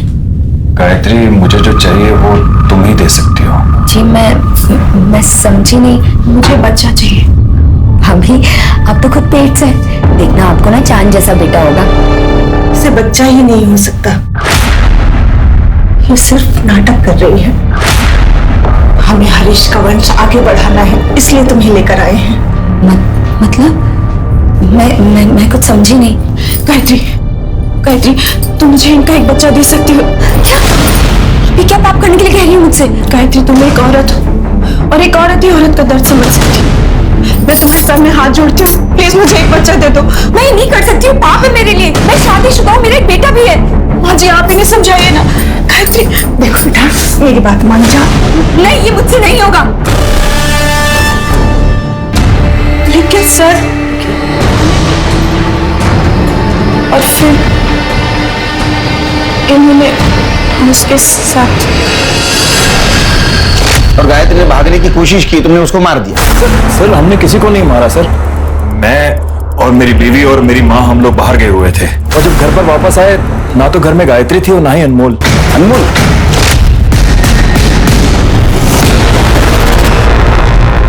सर अनमोल के कॉल रिकॉर्ड के हिसाब से उस रात वो सुनील के घर के पास था। क्या? गायत्री बहुत अच्छी लड़की है साहब। नहीं, मुझे न खा लो। मुझे मेरे बेटे की बहुत याद आ रही है। मुझे मेरे बेटे के पास ले चलोगे?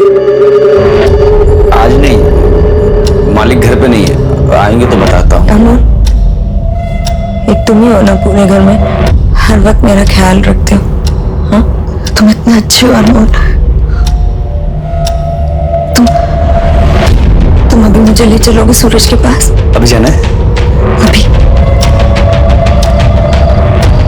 गायत्री, यहाँ यही घर है। मैं तेरा बाहर इंतजार करता हूँ कॉलोनी के बाहर, ठीक है? तो आखिरी बार सुनील के घर गई थी। कंचन, कंचन, क्या हुआ? कंचन, क्या कहा? तूने चुराया? आप ये क्या बोल रहे हो? आप मुझसे कैसे पूछ सकते हो? एक भी गहना नहीं है, पता कहाँ है? तो मैंने क्या किया? आप ने कुछ किया होगा। मैंने किया? मैं देख के आती हूँ।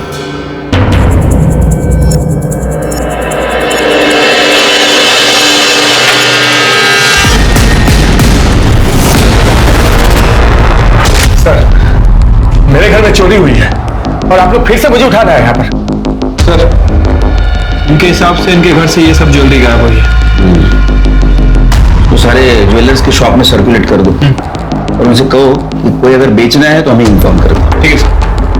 काफी नुकसान हुआ है आपका, कंप्लेंट ले ली तुम्हारी, और हमारी मदद करो। बताओ गायत्री तुम्हारे पास आखिरी बार क्यों आई थी? नहीं सर, हमारे घर नहीं है। बोलो, वो तुम्हारे पास आई थी, हमें पता है। वो गुस्से में तुमसे कन्फ्रंट करने आई थी लेकिन तुमने उसको मार दिया। हाँ साहब, ताई आई थी और गुस्से में भी थी। तुमने जानबूझ के मुझे वहां बेचा था ना? ताई तुम्हें क्या बोल रही है? तू जानती है ना कितने अच्छा आदमी है। हाँ मैं जानती हूँ, और मैं जानती हूँ तू ये बकवास क्यों कर रही है, क्योंकि तू इस घर की मालकिन बनना चाहती है ना। अरे तुझे पता नहीं, एक दिन ना ये आदमी तुझे भी कहीं ले जाएगा।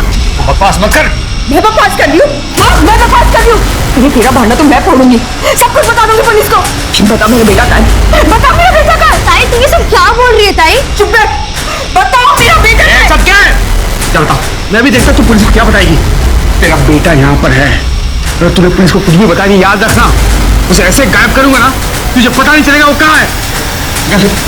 मैंने कोई धमकी नहीं दी, मैं सिर्फ उसे चुप करवाना चाहता था क्योंकि वो बहुत गुस्से में थी। सर मुझे तो ये भी नहीं मालूम था कि सर हरीश भाई के घर में उसके साथ वो कह रहा है। सर तो उसके बेटे को उसके साथ जाने क्यों नहीं दिया? सर वो एक्चुअली झूठ मत बोल, समझा ना? तुम लोगों ने उसको डरा के रखा था।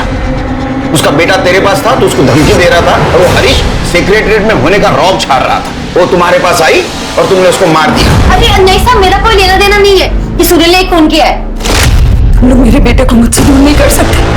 मैं तुम लोगों को छोड़ूंगी नहीं, छोड़ूंगी नहीं तुम लोगों को मैं। ताई ये क्या कह रही थी? उसे रोकना होगा। बात आगे बढ़ी तो पता नहीं क्या होगा। साहब, इस आदमी ने मारा है मेरी ताई को। सर ये झूठ बोल रही है सर, सिर्फ अकेले मैं पीछे नहीं गया था, ये भी गई थी सर, इसी ने मारा उसे। कंचन, कंचन,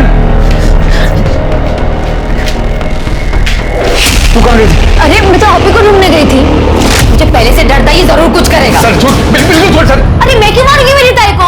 साहब उसने मेरा क्या बिगाड़ा था? क्योंकि तू मुझसे शादी करना चाहती थी, अगर मुझे कुछ हो जाता तो तेरे सपनों में पानी फिर जाता, बस इसलिए। साहब ये झूठ बोल रहे हैं। मैं क्यों झूठ बोलूं?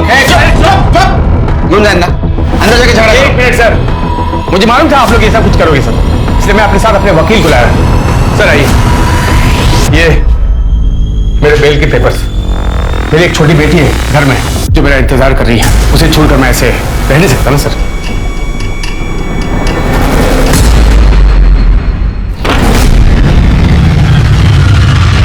परी,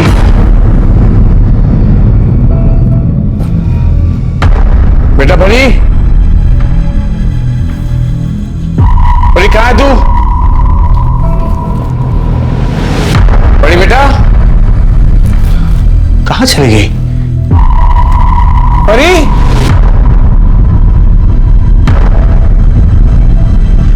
परी कहाँ चली गई? परी, रक्षा बहन, आपने परी को देखा क्या? नहीं देखा। बहन, आपने परी को देखा क्या? मेरी बेटी। नहीं भैया, मैंने तो नहीं देखा। क्या खेल रही थी क्या? नहीं मैंने तो नहीं देखा। बेटा मोहन, तूने परी को देखा क्या? नहीं अंकल, आज तो खेलने भी नहीं आई। खेलने नहीं आई? Hello, police station. लेकिन ऐसे कैसे आपकी बेटी गायब हो गई? अरे मुझे क्या मालूम कैसे गायब हो गई सब। आप लोग मुझे सुबह सुबह पुलिस स्टेशन लेके गए थे, जब वापस आया तो परी यहाँ पर नहीं थी घर पे। सारी कॉलोनी में ढूंढा सर, किसी को नहीं पता परी कहाँ पर है। पता नहीं चला क्या करूं मैं।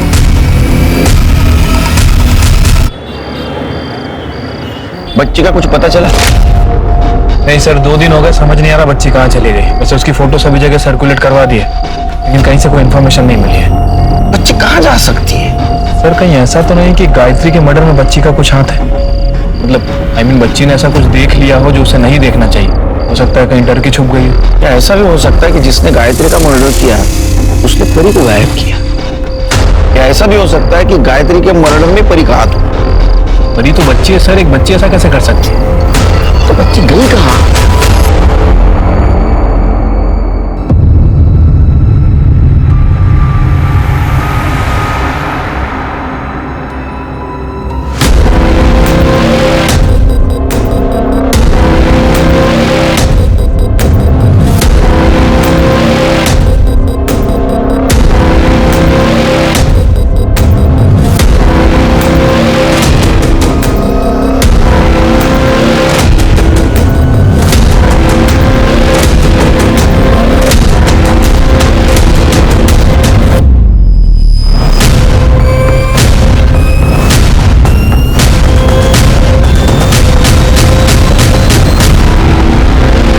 असल में तुमने तुम्हारे बेटी को मारकर बेड के बॉक्स में बंद करके रखा था।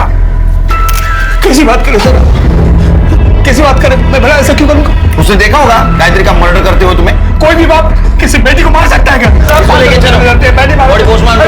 कोई बेटी को मारता है? अपनी बात सुनिए। उसी सुबह जिस दिन हम सुनील और कंचन को यहाँ पुलिस स्टेशन में लेकर आए थे। इसका मतलब ये सुनील और कंचन ही कर सकते हैं, क्योंकि बाकी सारे लोग तो हमारी हिरासत में हैं। Right sir. और एक और बात सर, परी की बॉडी में भी अफीम थी। क्या? इसका मतलब पहले परी को अफीम दिया गया, वो बेहोश होने के बाद दुपट्टे से उसका गला दबाया गया गायत्री की तरह। हेलो, ठीक है सर। सुनील के घर से जो गहने चोरी हुए थे उसे कोई बेचने आया। कौन? साहब मुझे कुछ नहीं पता। तेरे को कुछ नहीं पता तो ये गहने कहाँ से आए तेरे पास? गहने कहाँ से आए? साहब ये गहने मेरे बेटे ने मुझे लाके दिए। उसने किसी को अफीम बेची थी। उसके बेटे को लेकर आओ। मोहन, तुमने किसे अफीम बेची थी? सूरज चल यहाँ से मेरे साथ। नहीं, तू गंदी है, दूसरे लोगों के हाथ सोचती है। तूने पापा को धोखा दिया है और तू मुझे भी छोड़ के गई थी। ये क्या बोल रहा है बेटा तू? मैं तुझे सब कुछ बता दूं, तू बस चल यहाँ से मेरे साथ। नहीं, सूरज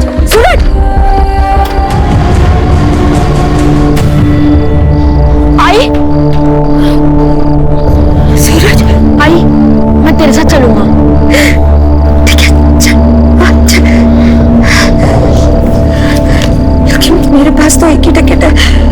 से भी नहीं है। सुन, तू एक काम कर, ये जो पीछे वाला दरवाजा होता है ना, जहाँ से अंदर आते, तू ना चुपचाप से अंदर आ जा।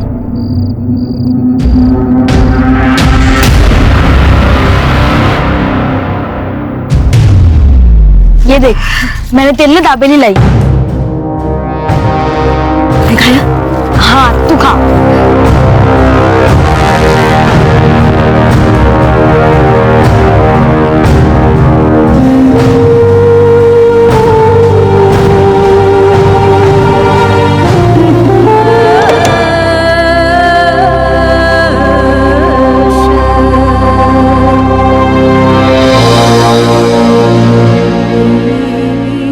परी ने मुझे आई के पीछे जाते देखा था, और जब उसे पता चला आई को किसी ने मार दिया है, वो मेरे पीछे पड़ गई कि वो अपने पापा को सब सच बता देगी। और मोहन भी मेरे पीछे पड़ गया था, वो अफीम के पैसे नहीं दिए थे ना, फिर मैंने सुनील अंकल के घर से गहने चुरा कर उसे दे दिए। ये सब आई की वजह से हुआ। मेरी यार बहुत गंदी थी, बहुत गंदी साहब, बहुत गंदी थी वो। तुम्हारे ये गलती नहीं थी, तुम्हारे यानी तुम्हें और तुम्हारे बाबा को बिल्कुल फंसाया नहीं था। अरे वो तो खुद किस्मत की मारी थी, वो तो खुद तुम्हें अच्छा भविष्य देना चाहती थी, और उसके लिए उसने क्या किया, क्यों किया, उसके साथ क्या क्या हुआ, ये समझने के लिए तुम बहुत छोटे हो।